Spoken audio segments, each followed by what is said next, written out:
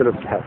كان الفيروز هنا كانت كومباوند محترم، نظيف، مليان ملاعب، مسطحات خضراء، جناين، كل ده اتهد. الملاعب هدوها لنا وجرفوها. الولاد هنا فوق ال 800 طفل ولا 900 طفل هيبقوا هيجروا هنا في الشوارع من غير اي ملاعب.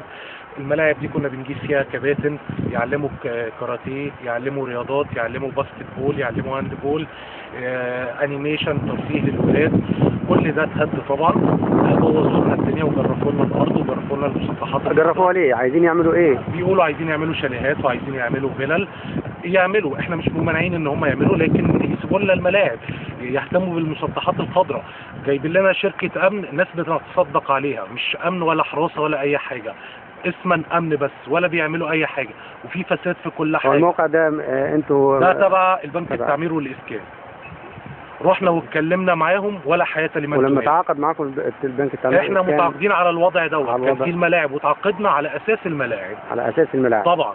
على اساس الملاعب طبعا احنا في كومباوند سكني بعيد عن المدينه.